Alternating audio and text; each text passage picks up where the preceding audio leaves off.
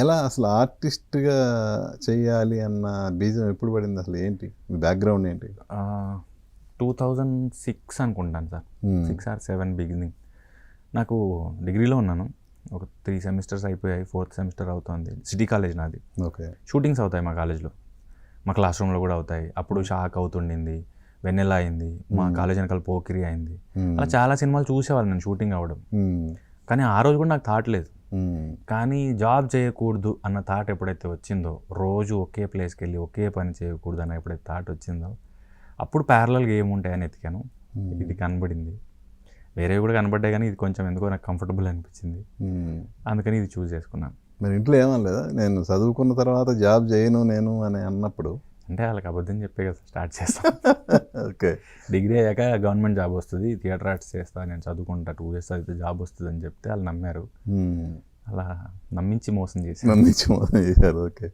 So మరి ఆ మోసం ఇంట్లో తెలిసిందా? తెలిసింది. అంటే ఉద్యోగం రాదు ఇది చదివితే అని మాత్రం తెలిసింది. ఓకే. అండ్ ఊరూరు వెళ్ళి నాటకం వేస్తాడన్నది మా నాన్న చాలా ఫీల్ అయ్యాడు. వద్దు, ఇది మనకు సరిపడదు, ఏదైనా ఉద్యోగం చేసుకో, ఎవరైనా అడిగితే ఏం చెప్తాను నేను, చుట్టాలు అడిగినా, తెలిసిన వాళ్ళు అడిగినా, నీ కొడుకు ఏం చేస్తాను నేను ఏం చెప్తాను, అండ్ డబ్బుల పరిస్థితి ఏంటి, మేము ఉన్నప్పుడు మేము చూసుకుంటాం, తర్వాత ఎలా సర్వే అవుతాం అన్నది వాళ్ళ భయం తల్లిదండ్రులుగా. సో అందుకే రేడియో, నాటకం, అక్కడిక్కడ స్కాలర్షిప్ వచ్చింది నాకు అప్పుడు, యంగ్ ఆర్టిస్ట్ది, హెచ్ఆర్డి, గవర్నమెంట్ మినిస్ట్రీ ఆఫ్ కల్చర్ది. సో అలా అలా నెలకు కొన్ని డబ్బులు ఇంట్లో ఇచ్చేవాడిని. తర్వాత 15లో నాన్న చనిపోయాడు. నాన్న చనిపోయాక నేను రామోజీలో జాయిన్ అయ్యా. అప్పటి నుంచి కొంత బెటర్ ఇన్కమ్ ఉండింది. టీవీలో జాయిన్ అయిన తర్వాత బెటర్ ఇన్కమ్ ఉంది.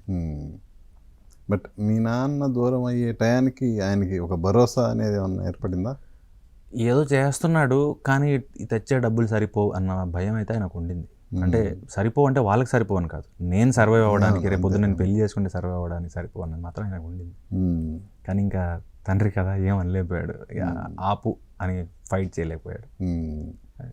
సో థియేటర్ ఎక్స్పీరియన్స్ అసలు ఏంటి, ఎలా ఉంది?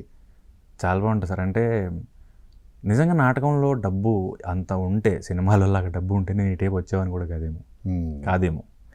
ఏంటంటే ఆ సాటిస్ఫాక్షన్ ఏదైతే ఉంటుందో, కంటిన్యూస్గా 1 hour ప్లే చేసిన తర్వాత వినే చప్పట్లు ఏవైతే ఉంటాయో, అది నాకు తెలిసి సినిమా ఇవ్వదు. తర్వాత ఇమ్మీడియట్ రియాక్షన్ తెలిసిపోతూ ఉంటుంది. అక్కడ డైలాగ్ బాగా వచ్చినప్పుడు చప్పట్లు వస్తూ ఉంటాయి. నాటకం బాగా చేశాక ఒకరు స్టేజ్ మీదకి వచ్చి భుజం తట్టినప్పుడు అది ఇచ్చే ఆనందం ఈ స్టేజ్ లెక్కి అవార్డు తీసుకునేది ఇవ్వలేదు.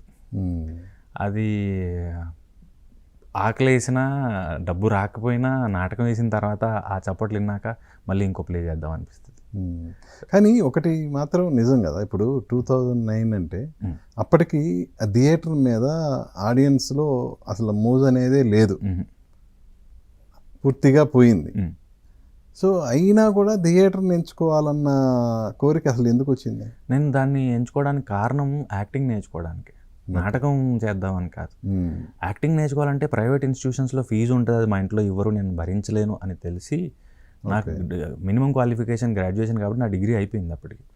దానికోసం ఎతికితే నిజాంలోను, తెలుగు యూనివర్సిటీలోను, హెచ్సియులోను ఉంది హైదరాబాద్లో, వీళ్ళు నేర్పుతారు అనిపించినప్పుడు తెలుగు యూనివర్సిటీలో ఉంది అని చూస్ చేసుకున్నాను. సో యాక్టింగ్ నేర్చుకోవడానికి నేను చూస్ చేసుకున్నాను, థియేటర్కి వెళ్దామని కాదు. కానీ జాయిన్ అయిన తర్వాత తెలిసింది ఏంటంటే ఇది థియేటర్ ఇలా ఉంటుంది అన్నప్పుడు నాకు తెలిసింది, అది నాకు సినిమా ఎవరు తెలియదు, కంఫర్టబుల్ ఉంది, నేను చేస్తున్నాను యాక్టింగ్, ట్రావెల్ చేస్తున్నాను, రోజు ఒక పని చేస్తున్నాను, ఇప్పుడు చెప్పిన డైలాగ్ సాయంత్రం చెప్పను, వేరే ప్లే చేస్తాను. సో నాకు ఆ జాబ్ కాదనిపించింది. అలా నేను ఎంజాయ్ చేయడం స్టార్ట్ చేశాను. కానీ డబ్బు లేదు కదా, వయసు పెరుగుతున్న కొద్దీ భారం పెరుగుతూ ఉంటుంది, ఖర్చులు పెరుగుతూ ఉంటాయి, కాబట్టి నాటకం ఆపి సినిమాకి రావాలి. సో నాటకాల్లో ఏమన్నా స్ట్రగుల్ ఎప్పుడన్నా ఫేస్ చేశారా? ఎలా స్ట్రగుల్ అంటే ఫైనాన్షియల్ స్ట్రగుల్ కానీ? కొన్నిసార్లు ట్రైన్ రిజర్వేషన్లో ఉండవు, అంటే దొరకవు, అది అంటారా సార్, చాలా రోజులు ట్రైన్ ఎక్కి ఎల్లారా బెర్త్ కన్ఫర్మ్ అవ్వదు, అది అంటారు. అలాంటప్పుడు ఏదో ఆర్ఏసీ ఏదో ఆర్ఏసీ, అలా మేము హైదరాబాద్ నుంచి కేరళ అనుకుంటా, బీహార్, పట్నా, అక్కడికి చాలా వరకు ట్రైన్ మధ్యలో పేపర్ పరుచుకొని పడుకున్నాం. అండ్ కేరళ నుంచి బెంగళూరుకి టాయిలెట్ పక్కన అది ఉంటుంది కదా సార్, ఎక్కేది దిగేది స్టెప్స్, అక్కడ కూర్చొని ట్రావెల్ చేసాం. పాలక్కాడ్ నుంచి బెంగళూరుకి. సో ఇవి కొన్ని ఉండేది, అంటే ఇంకా ట్రావెల్ చేయాలి ఆప్షన్ లేదు. సో అవి కొన్ని ఉంటాయి సార్, కానీ అది అంతగా పెయిన్ఫుల్ అని నేను ఎంజాయ్ చేసేవాళ్ళం అది కూడా. అప్పుడు మాకు నాటకం కంటే ఇదేం పెద్దగా అనిపించేది కాదు. అలా ట్రావెల్ చేసినప్పుడు ఇబ్బంది ఉండేది. మేము ఒకసారి నాటకానికి వెళ్ళినప్పుడు మా కో యాక్టర్కి ఎలక కొరికింది వేలు. అర్ధరాత్రి చూస్తే రక్తం కారుతుంది, ఏదంటే ఎలక కొరికింది ఆ వేలు. అట్లా ఏవో ఉండేది. అవంటే చిన్న చిన్నవి, అది కాకుండా స్ట్రగుల్. డబ్బులే సార్, స్ట్రగుల్ అంటే ఏముంటుంది సార్, ఇంటికి డబ్బులు తీసుకెళ్ళాలి అండ్ మన మీద పేరెంట్స్ డిపెండ్ అయ్యే టైంకి మనం వాళ్ళకి తోడవ్వాలి కదా. నాటకంలో స్ట్రగుల్ అయిందంటే డబ్బుల పరంగా, సాటిస్ఫాక్షన్ పరంగా నేను చాలా హ్యాపీగా ఉండే దెన్ సినిమా, కానీ డబ్బులు ఉండవు.